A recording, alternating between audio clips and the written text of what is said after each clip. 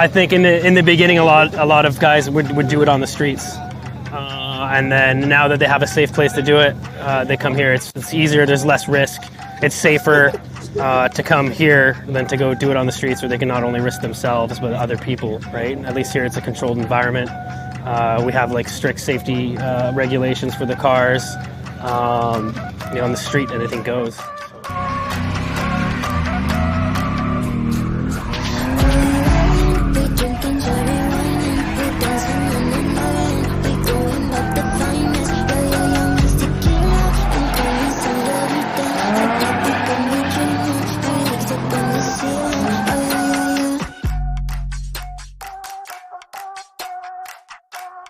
My name is Quinn Howling. I'm part of Speed Hero.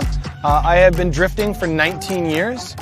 So I started in 2003, and the year now, if you're tuning in for in the future, is 2022. Whatever nuclear war is occurring right now, please know there was a quieter, more peaceful time. Yeah. We have a lot of people here that are very similar to me. They either participated in like skateboarding or BMX or snowboarding or anything like that. And it's sort of just another one of the great opportunities to express your like motion and movement, and it's violent and chaotic and kind of cool looking, and yeah, I don't know, it's just attractive to me, if that makes sense. Yeah. You're looking at Canada's second oldest racetrack. I think the oldest is in St. Thomas, Ontario, and this has been here. This started as a dirt oval for like horses, and then people wanted to run their cars on it, and then different people wanted to run their cars in different ways. And so there's like motorcycles that use this track, there's drag racers, there's drifters, there's like a bunch of different classes of oval track racers, there's grumpy old men who like to crash their cars into each other. So there's a huge chunk of a big community that are using this space to express themselves in the way they want to express themselves, yeah. My name is Serge Druin, and I've been racing since 2006. So whatever that math turns out to be. Yeah, I'm the organizer, I guess like owner, organizer. I've been doing it since its inception. We started it because we thought it would be cool to try drifting. Like we bought, rear-wheel drive cars, you look it up on the internet and stuff, like what do these things do? You're like, hey, this is something that they do in like Japan and other places in the world. And we're like, oh, we want to try and do that. We were fortunate enough that the track was allowing us to try it out here, and then we've probably grown into one of the largest communities in Canada. I think we started with about 6. Now we've got about a core staff of about like 15 to 30 that come help out. We've got about over the last like 15, 16 years we've been doing it. I think we've got a roster of about like 600 drivers that have come and gone. Every year we grab from a pool of about, I'd say about like 100 drivers. Like today we've got about 60 that are here today. And it's not just about the drivers, like they come bring all their friends. You see they come for ride-alongs, come have fun. They all like hop in each other's cars, go drive with each other. So it's quite a like an extensive community, I think. Hi, I'm Haley, and I've been drifting here, I think this is my 5th year. When I was really young, I got a Miata, and I noticed it like when I went around the corners in the rain, the rear end would slide out. And then I found out that it was actually something people like do at the racetrack, and I became obsessed. So yeah, and then I started coming out to the track, and yeah. I think it's a good outlet to like just get everything out, Like it's better than having people like do drifting on the streets and do racing on the streets and stuff. Like I think it's really important to have an outlet, I think, to do it. My name is Quentin Erickson, and I've been drifting since 2019. I took a break in 2020 and to build a new car after I crashed my first car too many times, learning. I got into drifting. My parents always brought us here for the racing, like the circle track racing. And one night there was a big event and the drifters came out and did a show for the crowd. Blew my mind. I was like, I think 10 years old and like so excited to watch the drifters. So I just made it a goal of mine to build my own car and come and do this. I knew that anyone could do it if you just try hard enough and focus on a car. And yeah, I put a car together in 2019. I drove as many days as I could. I think I drove probably over 30 track days, and yeah, been hooked ever since. My name's Larry Pfister, and I've been a photographer for way too long. I learned very early in my career that I could break them real well, and I couldn't fix them worth a damn. I'm just a photography nut. I've been involved with, photography and video for, I started in 1975. I did it professionally for 35 years. I quit for 10 years. Now it's back being a hobby. So, for me, it went from being a hobby to a business for almost, roughly 35 years. It was my business. That's how I made my living. And without this, I would have been sitting in an office cubicle running computers and not been very happy. So that's what it's done for me. It's really hard to say. I mean, one thing it will really hurt is the family aspect of it, because you come out here to races, and there's been generations of people out here.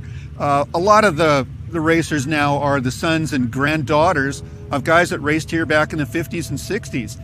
And for those family traditions that have gone on for that many years, it's going to be gone, and it's very sad.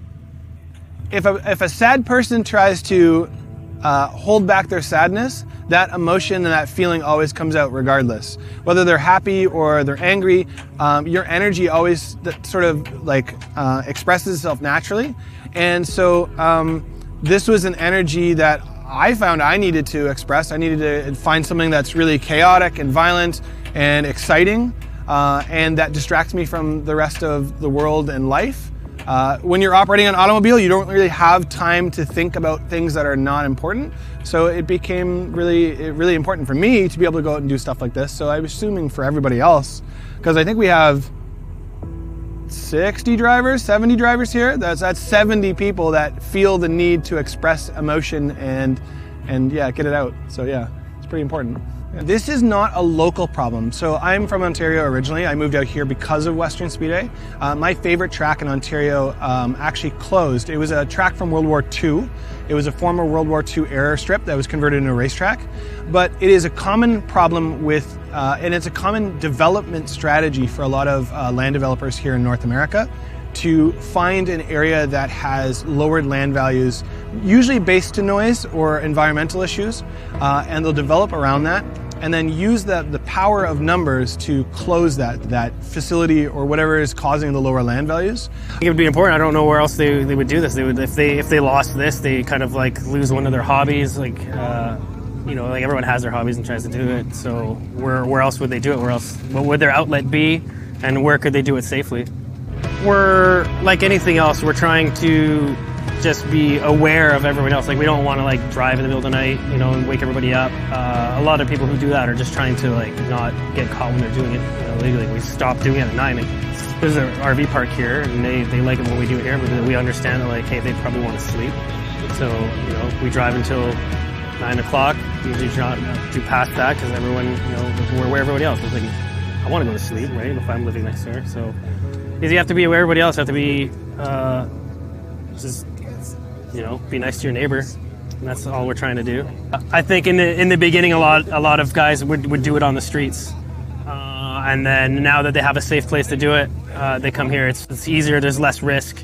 It's safer to come here than to go do it on the streets, where they can not only risk themselves but other people. Right? At least here, it's a controlled environment. We have strict safety regulations for the cars. On the street, anything goes. So if there is a track, I would way much rather do it on a track. It's nice to have a community behind everything, and that feeling of pushing yourself to be able to go farther and stuff, and have that safety net is nice. And on the street, you don't really have that. But if there's nowhere to do it, we're basically gonna do it on the street, because all of us have such a passion for it, so we kind of need to keep doing it. Most of us go to bed in the morning or every night thinking about when the next track day is and what they have to do to their car and get ready, and when we do it and we're finally here, it's just the biggest relief and big smiles, big high fives with everyone, so huge adrenaline rushes too, so it's addicting for sure. I just really hope it doesn't go away. I hope that all these people I'd never met in my entire life, for the most part. Some of us kind of grew up together, but I'd never met anyone here, and when I first started drifting, it was the biggest welcoming community I've ever been a part of. It was like, you show up and you have friends instantly. Like you guys, like you just bond on between cars so much and racing so much that like, it blew my mind. Well, I've been involved in motorsport for going on 50 years, and for the last dozen or maybe even a little bit more, there hasn't been a whole lot of younger people getting involved. Because I go to all kinds of different kinds of motorsport, drag racing, motorcycles, boats, all kinds of stuff. And this, I'm seeing all kinds of young people, well, younger than me, you know, really getting into motorsport. And, you know, for instance, I saw a guy over there this morning, he's changing the transmission in his car all by himself. Like, you know, you don't learn skills like that on the street corner. You need to come to a place like this. And those kind of skills are sorely lacking in this day and age. And it's these kind of people that are going to be fixing your cars for the next 30 years. Capital Drift here is one of the oldest operating drift sort of groups in North America. A lot of drift groups pop up and then they fall apart. We've been around since 2008, so we've been operating for a very long time. And we operate a little uniquely here on the island. So one thing that's unique to what's happening right here, right now, is there are a couple different styles of drifting. We focus on what's more of what's called a friendship style of drifting. It's not a competition, but rather we're out here to have fun with our friends. And so you're gonna see a lot of the cars either painted similarly or they have each other's paints on them. And it's not to win or to be better than, but to go have fun with your friends. And so even though we do have a couple competitions that we operate, afterwards they're helping each other fix their cars. I am hopeful, but due to the number of tracks that I've interacted with that have closed around me, I am hopeful in the sense of my own interest and excitement to operate on them, but I am not hopeful in a realistic sense, if that makes sense. Yeah. I really hope most people that don't understand it or like don't get why we do this and why we spend so much money doing this and you know, burning fuel like this. I really hope that some of them get to experience it and you know, see what we actually do and the amount of like fun and enjoyment that it brings to an entire community. Because it's not just me, everyone here is here because we love it. So yeah, I really hope that people get to try it out one day.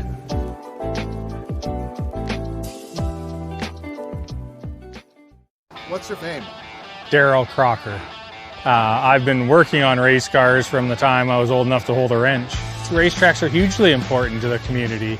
It allows outlets for kids that have need for speed to do it in a safe environment.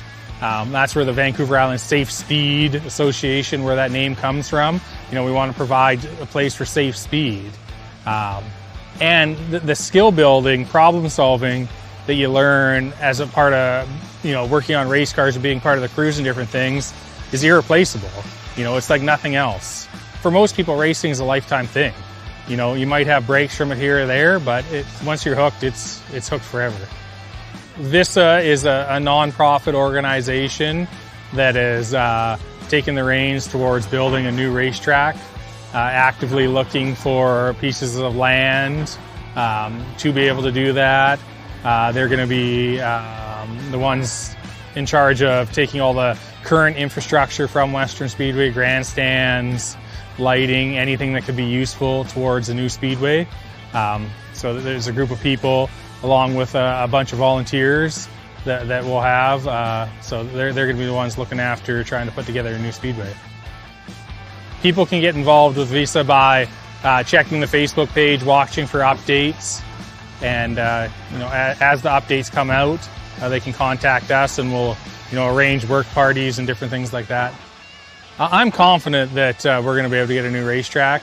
I've been to a lot of different racetracks in my life, to a lot of different communities, and the race community here on southern Vancouver Island is, in my opinion, the strongest one there is. So if there's anywhere that can build a new racetrack, it's right here on Vancouver Island.